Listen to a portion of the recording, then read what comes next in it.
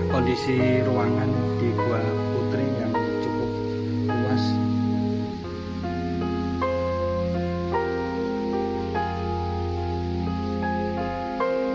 Gua Putri adalah ruangan yang dipergunakan oleh istri Kanjeng Pangeran Diponegoro yang bernama Ratnaningsih beserta dengan putrinya.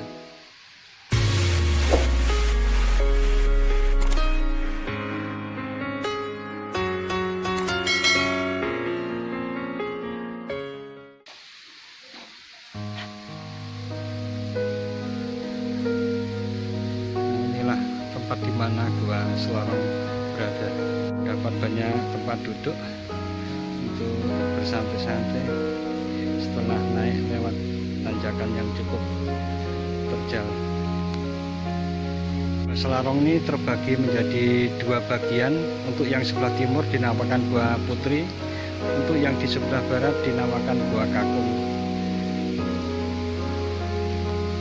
Kedua gua ini lebih menyerupai semacam cerukan dengan ukuran kurang lebih sekitar 3 x 4 meter,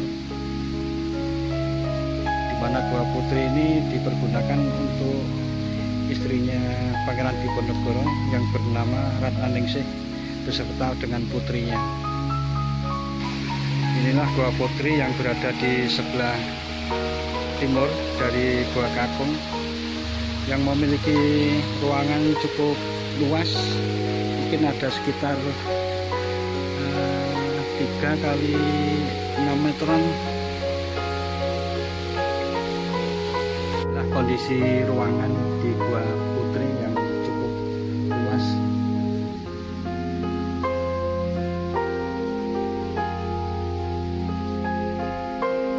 Gua Putri adalah ruangan yang dipergunakan oleh istri Kanjeng Pangeran Diponegoro yang bernama Ratnaningsih beserta dengan putrinya. Cerita sejarah yang ada di Gua Selarong ini dimulai ketika Belanda pada saat itu memasang patok-patok yang rencana untuk jalur jalan di pekarangan yang berada di rumahnya Pangeran Diponegoro. Karena tidak melalui perizinan, Pangeran Diponegoro mencabut semua patok-patok yang ditancapkan oleh Belanda tersebut. Akhirnya hal ini dianggap sebagai bentuk perlawanan oleh Belanda, sehingga pada waktu itu Belanda di bawah pimpinan Chevalier hendak menangkap Pangeran Diponegoro di kediamannya. Namun sebelum penangkapan dilakukan oleh Belanda, Pangeran Diponegoro beserta dengan keluarganya sudah mengungsi atau berpindah ke Gua Selarong ini.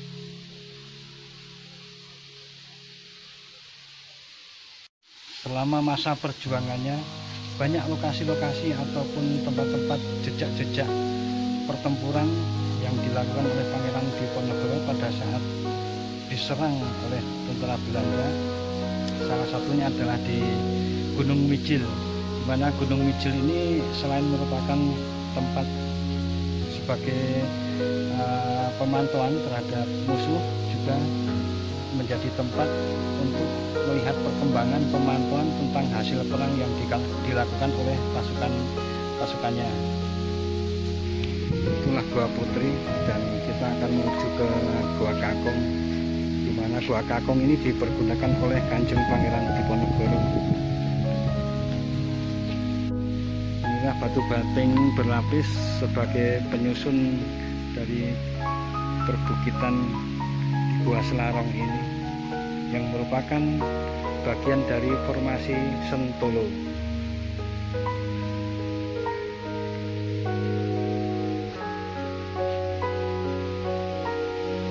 Tempatnya sangat teduh karena rindang sekali pohon-pohon yang ada di sekitarnya, mulai dari pohon cemara hingga pohon beringin yang tumbuh besar di lereng bawahnya.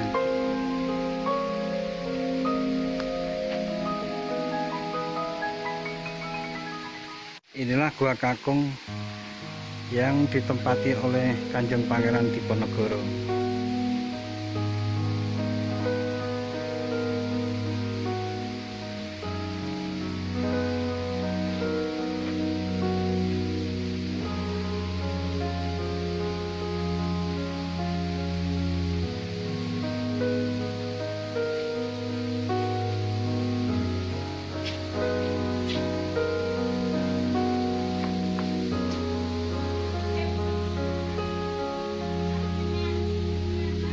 lebih menyerupai cerukan, memiliki ukuran kurang lebih sekitar 3 kali 4 meteran, dengan di ujung berupa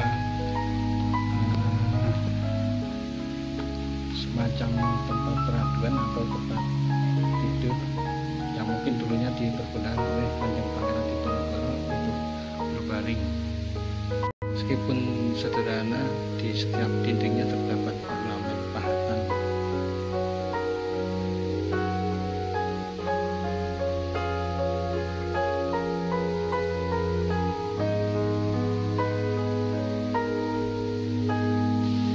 Setelah terjadi peristiwa pembakaran kediaman Pangeran Diponegoro di Tegalrejo, sebanyak 77 orang kaum bangsawan dari Keraton Yogyakarta beserta pengikutnya menyatakan diri bergabung dengan pasukan Pangeran Diponegoro yang sudah berada di Gua Selarong ini.